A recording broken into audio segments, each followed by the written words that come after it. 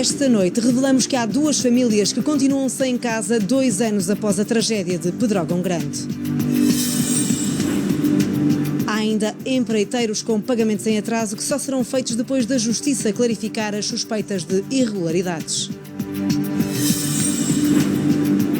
Em exclusiva ao 6/9, o Presidente da Câmara, arguido em 2 processos, diz que está a ser alvo de uma vingança política.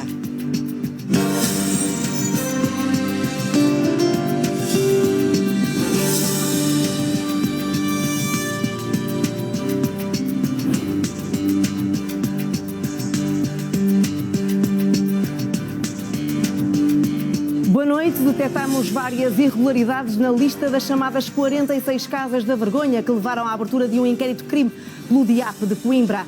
Em causa está a alegada reconstrução de casas em Pedrógão Grande que o ex-presidente do Iru garante não terem ardido ou que, tendo ardido, não eram habitações permanentes. A suspeita chocou o país porque pôs em causa o destino dos cerca de 16 milhões de euros recebidos na maior onda de solidariedade de que o país guarda a memória. Mas o 6/9 encontrou fotografias e provas que desmontam esta acusação. Boa tarde. Muito bom.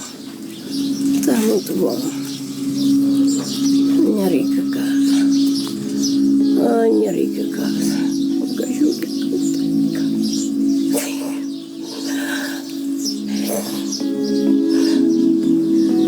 nunca joguei de chegar a ver a minha casa arranjada. Mas já cheguei a ver, já. Até um pronto. Agora não se chora, agora canta-se. Ai, meu Deus. Então você está de regresso à sua... À minha casinha. À sua casinha, não é? Já estou muito contente só de ver por fora. Então olha. Está aqui uma coisa bem feita. Mais ou menos. Em Campelos, ninguém estava avisado de que Leolinda iria ver a casa reconstruída pela primeira vez desde o incêndio. Mas rapidamente a notícia se espalhou. Com a ajuda de um filho e apesar das dificuldades dos mais de 80 anos de idade, Leolinda sobreviveu ao fogo. A casa não. Passou estes 2 anos no centro de dia de Vila Facaia e na casa de uma filha. Já não tinha grandes esperanças de voltar à aldeia. Graças a Deus que já vim tudo de maneira que eu gosto, não podia gostar mais. A senhora ainda quer vir morar aqui para a casa? Eu ainda quero vir para cá. Bem, sim, senhora. Muito bem. Para já, a casa ainda não está terminada, mas já falta pouco. Para Leolinda poder voltar, há só uma condição. Se tiver quem me pese os diabetes e a medicação, acabou amanhã. Vai correr tudo bem. Mas vai correr tudo bem. Se Deus quiser, vai correr tudo bem. Olha, e como é que lhe parece a casa agora? A casa parece uma coisa mais linda que eu vi na minha vida. Parece uma coisa mais linda que eu vi na minha vida. Só tenho uma pena, mas já não há remédio nenhum. Mas já não há remédio nenhum, nem vale a pena. A casa de Leolinda faz parte de uma lista de processos que têm estado sob investigação. As denúncias surgiram no ano passado e têm tido o antigo presidente do Instituto da Habitação e da Reabilitação Urbana como um dos principais denunciantes.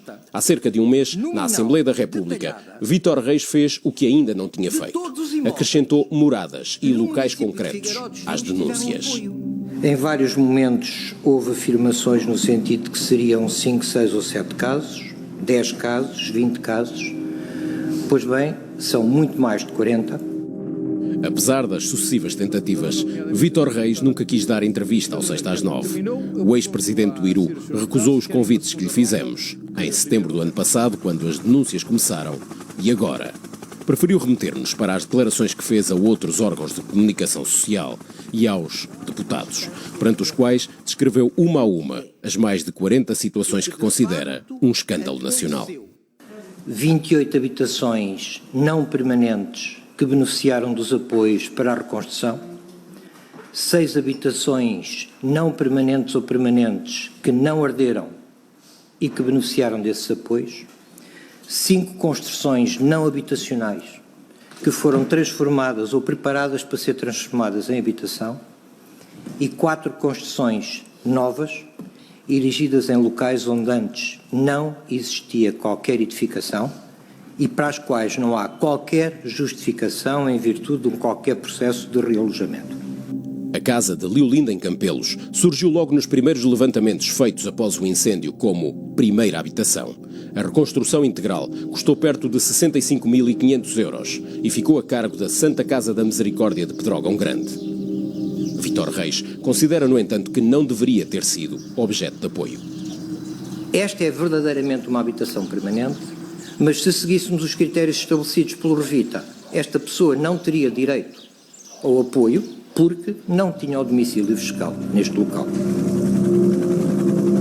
O 6/9 decidiu, por isso, verificar no terreno. De facto, a 17 de junho de 2017, Leolinda não era a proprietária da casa onde vivia há já 37 anos e meio.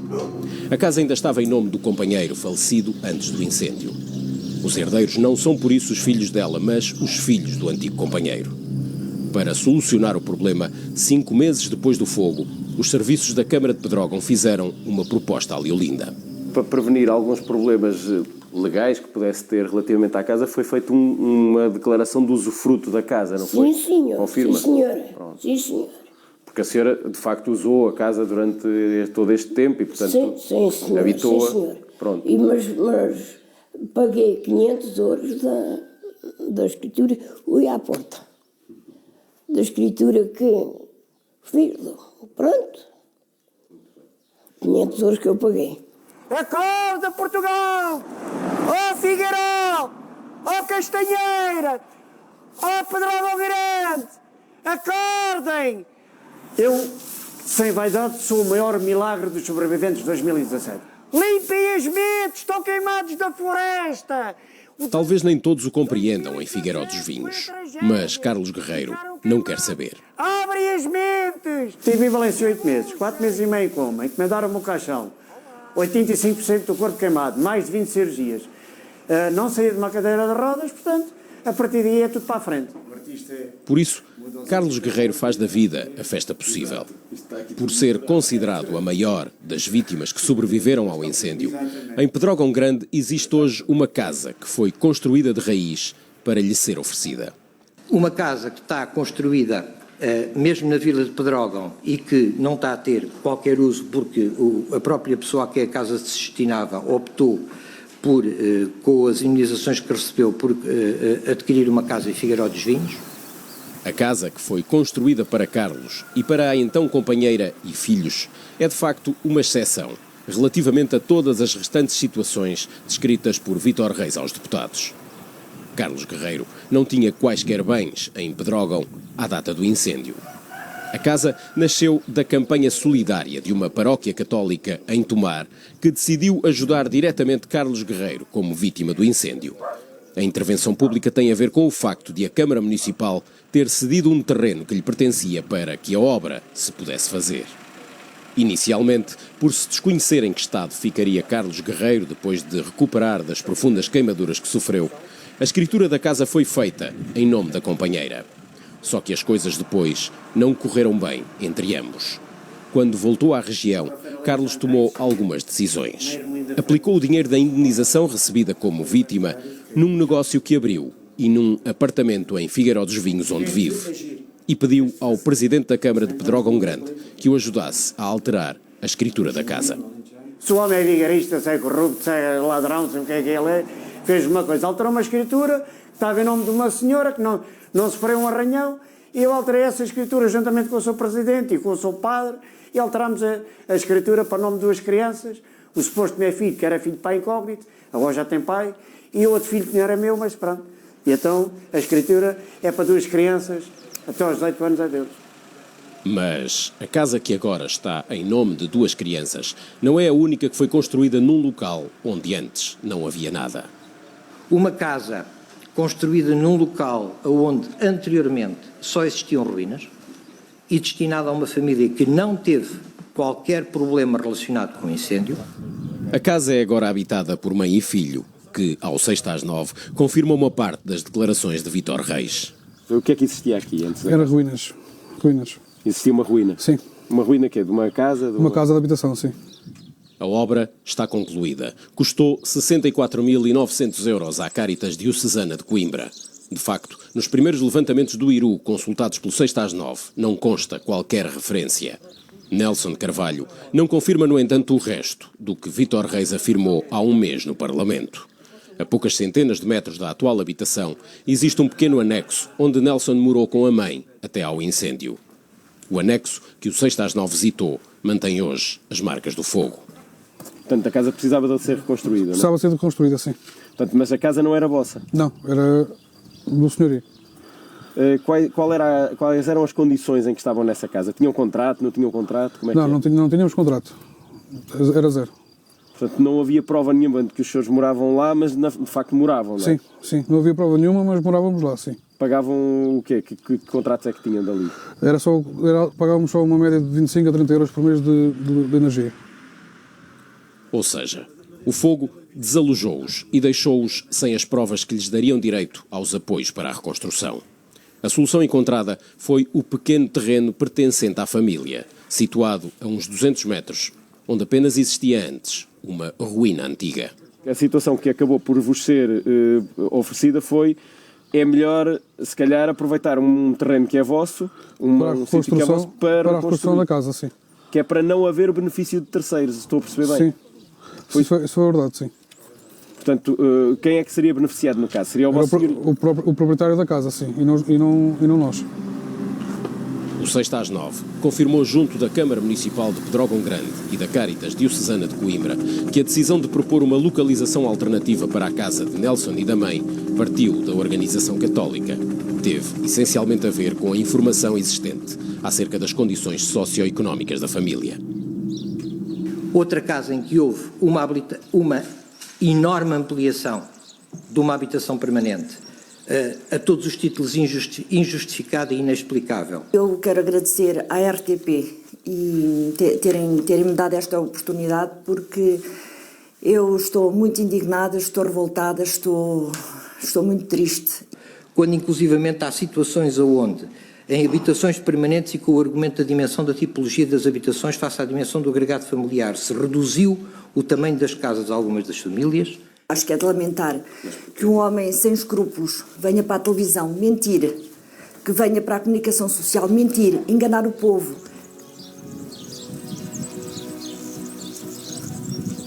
O caso de Jacinta Pais é duplamente polémico. A casa teve uma ampliação de cerca de 18 metros quadrados. E Jacinta é funcionária da Câmara de Pedrógão Grande. Ao 6/9, rejeita, no entanto, qualquer ideia de que, por esse facto, tenha sido alguma vez favorecida na apreciação do processo. Não houve compadrios, a Câmara não teve intervenção nenhuma. Única e exclusivamente foi a União das Misericórdias, com o apoio, sim, dos portugueses e de todos aqueles que quiseram ajudar. A casa de Jacinta foi dada como primeira habitação no levantamento inicial do IRU. A obra da recuperação custou aos fundos de solidariedade um total de perto de 56.700 euros. Entretanto, constituída a arguida, Jacinta faz questão de ter os documentos que considera essenciais para provar o que afirma. Mostra ao 6/9 as faturas e o seguro que tinha para a casa, que lhe permitiu pagar mais de 20.000 euros pela recuperação. O restante ficou a cargo da União das Misericórdias. Foram eles que escolheram, que fizeram o projeto, mostraram-me o projeto, perguntavam se eu concordava ou não. Eu concordei, pronto, só que entretanto depois vi inclusivamente que gostava de ter mais uma janela, gostava de ter mais umas janelas e um muro, e eu inclusivamente eu tenho que pagar, são quase 6.000 euros que eu tenho que pagar. Da lista de mais de 40 casos, a que Vítor Reis chama as Casas da Vergonha de Pedrógão Grande, constam 19 obras que foram assumidas pelo Fundo Revita, o fundo que o Estado constituiu com cerca de 5 milhões de euros provenientes da solidariedade dos portugueses. A maior parte das recuperações, no entanto, foi distribuída por outras 8 entidades, algumas com protocolo estabelecido com o Revita, como a União das Misericórdias ou a Cruz Vermelha Portuguesa. Mostramos os processos todos, consultaram os processos todos e depois dizíamos, nós gostamos de ficar com esta, ficar com aquela, consoante o dinheiro que tinham disponível e a estimativa do arranjo da casa em questão. Foram as instituições que escolheram as casas que agora surgem reconstruídas, ou foram as instituições que foram encaminhadas para essas casas? E aos seus deputados, não sejamos ingênuos. É óbvio que as instituições foram encaminhadas para as casas. Nunca, na minha frente, nunca foi de a entidade X tem que ficar com esta casa. Não. Elas é que escolhiam a casa em si. Para o trabalho que está a realizar em Pedrógão Grande, o 6/9 solicitou elementos e documentação a proprietários das casas e às entidades públicas e privadas envolvidas em cada um dos 46 processos denunciados. Consultámos contas de água e luz, escrituras de usufruto e certificados de residência, cadernetas perdiais e registros. Lemos ainda as atas das reuniões da Comissão Técnica do Revita, onde vários dos casos foram objeto de análise. As decisões de interrupção de pagamentos e suspensão das obras não chegam para já a mais do que à dezena. Vítor Reis insiste, no entanto, que a dimensão do problema é muito maior. Peço desculpa, mas tenho que usar esta expressão de forma clara. Isto é abrir a porta a uma gestão absolutamente fraudulenta, que propicia uma coisa que tem uma palavra muito simples, é burla, porque há enriquecimento ilegítimo de pessoas. Se voltássemos ao princípio, se fosse possível, na teoria, voltamos ao princípio, havia casas que não construímos, eu digo que sim. O que sabemos hoje, o feeling que nós temos hoje é que, infelizmente, fomos enganados em algumas casas. Agora, nunca nas 46 casas. Uma questão residual ou um escândalo generalizado? O processo segue agora na Justiça. Ai, minha casa. Ai, Celeste. Ai, Celeste. Ai, Celeste. Enquanto o Ministério Público não esclarecer se houve irregularidades nas reconstruções, o presidente do Fundo Revita e a Cruz Vermelha Portuguesa não irão retomar nem as obras, nem os pagamentos aos empreiteiros que foram suspensos após ter sido levantada a suspeita. Resultado? Enquanto se aguarda pela Justiça e pelo tempo que esta tardar, ainda há 12 casas com obras paradas e 5 com pagamentos suspensos. Entre elas estão as habitações permanentes destas 2 pessoas, sobre as quais não há a menor dúvida de que arderam e eram as únicas que tinham. E dinheiro dos donativos para as terminar ainda existe.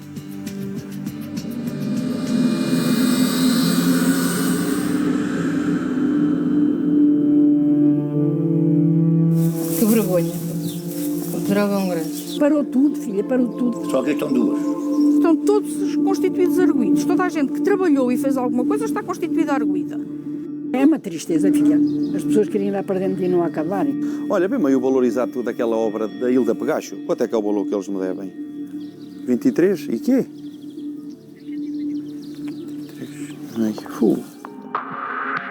23.694 euros é o valor que a Cruz Vermelha deve a João Antunes só por esta obra, parada desde outubro. É um dos empreiteiros com mais obras adjudicadas em Pedrógão Grande. Nós ficámos aí com umas 7 ou 8 obras e depois ficámos com trabalhos mais pequenos. E um dos que tem mais dinheiro empatado. Andará por volta dos 60 e tal mil euros. Para nós que somos pequenos, faz moça. O concelho, alvo da maior onda de solidariedade de que há memória, vive agora a um ritmo muito lento e vê a energia dos últimos 2 anos ultrapassada pelas dúvidas e suspeições. Ainda agora estávamos abaixo numa excursão e procurando-nos onde é que adiantáramos. E depois, temos a fé de graça e temos o conceito para um grande. Ou uma cambada de vigaristas de ladrões. Quer dizer, a gente entramos todos no mesmo rolo. Olha-me Deus. Ardeu-nos tudo e ainda por cima entramos no mesmo rolo. Há mais para além disto. Depois do ex-presidente do Instituto da Habitação e da Reabilitação Urbana ter levantado dúvidas sobre as casas construídas, a Cruz Vermelha mandou parar a reconstrução das 3 casas que ainda não estavam terminadas. Não se compromete a pagar o trabalho já feito, porque aguarda as conclusões do processo judicial em curso para agir em conformidade. O Fundo Revita, criado para gerir os donativos, numa primeira fase suspendeu as obras polémicas, mas há um mês, a 8 de maio, tal como mostra esta ata da Comissão Técnica, propôs também a suspensão de todos os pagamentos de processos de reconstrução. Todos, mesmo aqueles onde não havia quaisquer dúvidas. Ou seja, ficou tudo parado até que estejam concluídas as investigações e os processos judiciais. mesmo em casos urgentes, como este de Catherine Brigitte, que está há 2 anos à espera para voltar a casa. It was everywhere fire around us. I needed to left it and I'm still not in today. Também Carlos Delgado vive ainda nesta casa emprestada, com a mulher e os 2 filhos menores. A gente sente-se um bocado mal, porque já lá vão 2 anos e a gente, não há nada como a gente estar no nosso espaço, na nossa casa e só problemas daqui, problemas daquela. A reconstrução da casa de família foi adjudicada a Paulo Pires, empreiteiro e também topógrafo da Câmara de Pedrógão. Ficou com 12 obras, entre elas a do sogro. Neste processo, são ambos arguidos.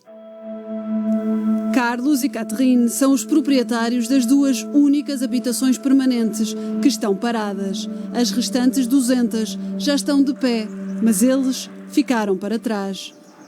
Já lá vão 2 anos e uma pessoa anda aqui meio desesperado, com nunca mais andam com coisas para a frente. It's a little bit a pity that it takes long, because first, you're waiting for it, and you make a contract. The first contract is after 7 months. Then you make a second contract, and then they say, it's going to be finished the 14th in this month. And then they come in and they say, you need to wait. É este o contrato de que Catherine fala. Foi assinado o mês passado e estabelecia que a obra tinha de estar terminada até esta sexta-feira. Na altura em que estava a fechar a casa, recebi a comunicação a dizer que ficava tudo sem efeito e que era para parar. Não temos nada oficial, nada por escrito, ao contrário dos nossos compromissos. O Conselho de Gestão do Fundo Revita decidiu, só não comunicou aos empreiteiros. A verdade é que os pagamentos estão suspensos e isso pode alterar o destinatário das faturas, até porque o Fundo Revita tem neste processo um papel de intermediário. Não há nenhum contrato entre o Revita ou outras entidades com os empreiteiros. Há sim um contrato assinado em todos os processos entre o construtor e o dono da obra, o requerente. O presidente do Conselho de Gestão do Fundo Revita recusa dar entrevista, mas por escrito esclarece que a suspensão de pagamentos é transitória até à emissão do despacho do Ministério Público e acrescenta que o fundo só apoia a reconstrução de primeiras habitações, pelo que a responsabilidade pela reconstrução de outro tipo será dos respectivos proprietários. Ao todo, em Pedrógão Grande, há ainda 5 casas concluídas com os pagamentos aos empreiteiros suspensos e 12 obras completamente paradas. Esta é uma delas que o empreiteiro João Filipe também estava a construir. A casa aparece no levantamento de Vítor Reis como uma casa de segunda habitação que nunca deveria ter sido reconstruída. Nós não temos nada a ver com esse assunto, quer dizer, se há alguma dúvida em alguma obra, se tem que parar, que parem, tudo bem, mas deviam o procedimento é que não foi, para mim não foi correto, deviam de ter comunicado aos empreiteiros, essa obra vai parar, façam a automedição daquilo que está gasto, para nós liquidarmos as contas e a partir daí não mexem até novas ordens. João Filipe tem 30.000 euros por receber, João Antunes quase o dobro e uma obra parada exatamente pelo mesmo motivo. Vítor Reis diz que esta também não era uma casa de primeira habitação, tal como o regulamento do Revita impõe. Era a casa dela aqui em Portugal? Pois, filha, depois não tinha mais nenhuma. É isto que ela tem, agora tem tudo. Coitadinha, tinha aí tantos móveis, tanta coisa, estava cheinha. A proprietária, agora arguida, vive entre Portugal e Moçambique, mas esta é, segundo a família, a única casa que tem no país.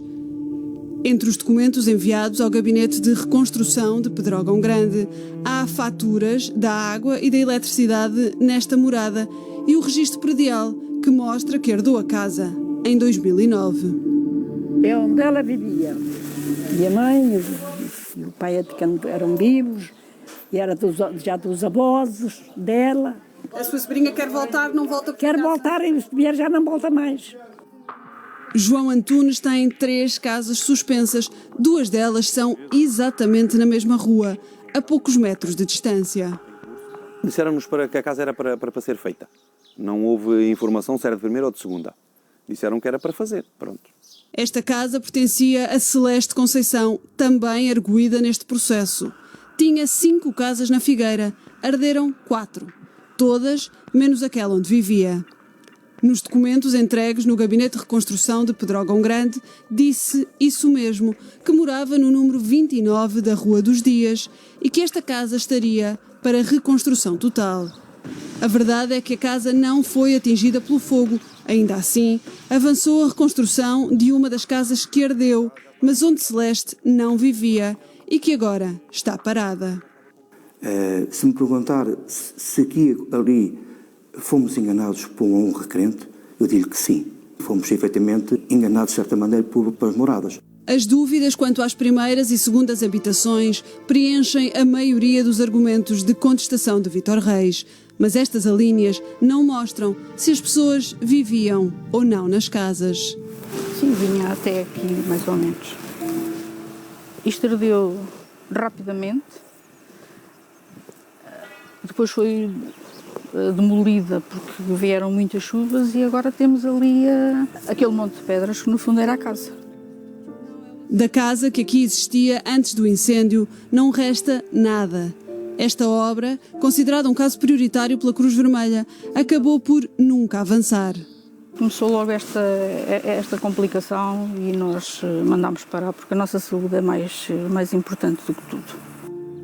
A reconstrução foi travada pela própria família, depois do ex-presidente do Instituto da Habitação e da Reabilitação Urbana ter garantido que esta casa estava abandonada em 2017 e que nem sequer tinha sido atingida pelo fogo. As fotografias documentam que a casa estava aqui, as fotografias documentam que a casa ardeu. Isto está aqui à vista, que se pode ver, não sei. A casa ardeu e a pessoa que vivia dentro de casa teve de sair de casa nesse dia. Depois teve que sair de casa nesse dia.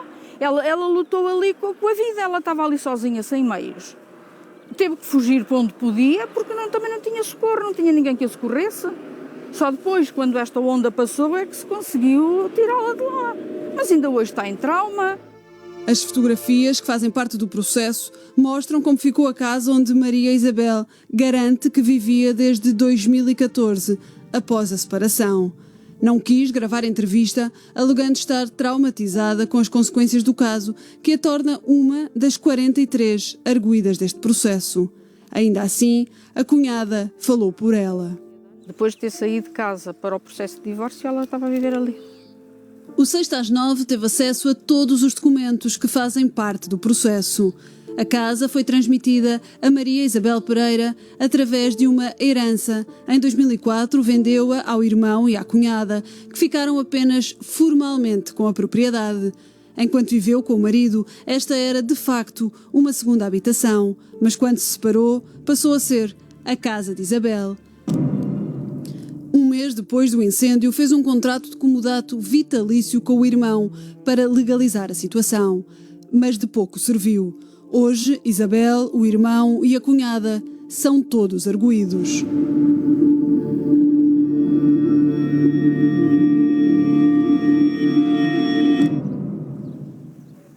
Arguído é também Valdemar Alves, o autarca de Pedrógão Grande, presidiu a Comissão Técnica do Fundo Revita até setembro do ano passado, à altura em que foi lançada a suspeita de Vítor Reis, que deu origem ao inquérito do Ministério Público. Entre os 43 arguídos há 4 elementos da autarquia.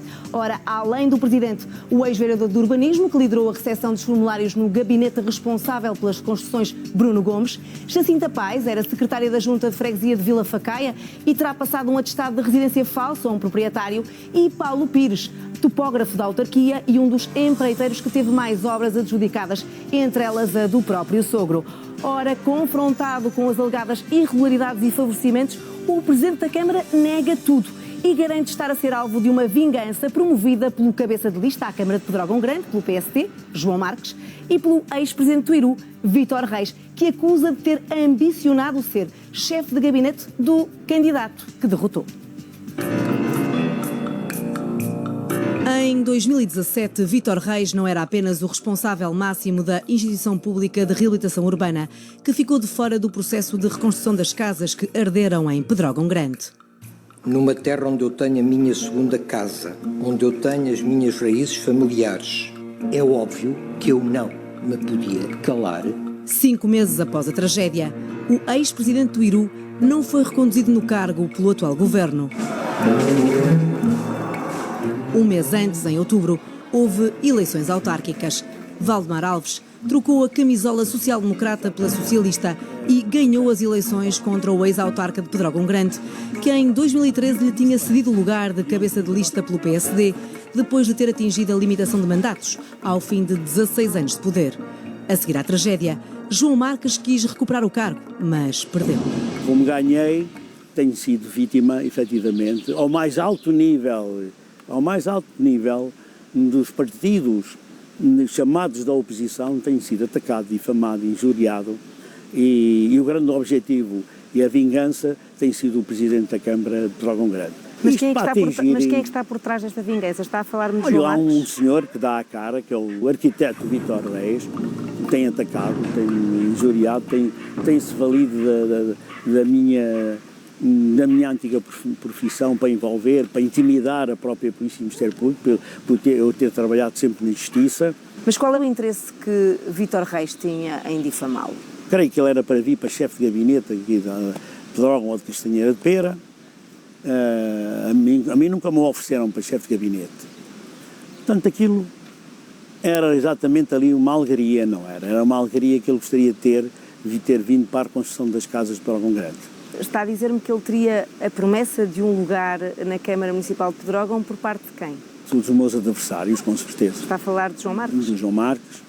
Valdemar Alves garante que a Câmara é apenas uma intermediária logística no processo de reconstrução e rejeita ter favorecido funcionários da autarquia, agora arguidos, e presidentes de junta que validaram a reconstrução de segundas habitações a familiares. Os presidentes de junta cumpriram a obrigação deles. Os presidentes de junta e os seus familiares são tanto vítimas como os outros. E não houve ali nenhuma... Não houve ninguém favorecido? Naquela altura, eu já estava indigitado praticamente como futuro Presidente da Câmara pelo PS. Portanto, já não favoreci ninguém do PSD. Não teme ser acusado pelo Ministério Público do chamado processo das Casas da Vergonha que está a ser investigado pelo DIAP de Coimbra? Não me surpreende ser acusado, porque eu era o Presidente da Câmara, também tenho a minha assinatura nos processos e, portanto, pode ter ali uma cota de responsabilidade.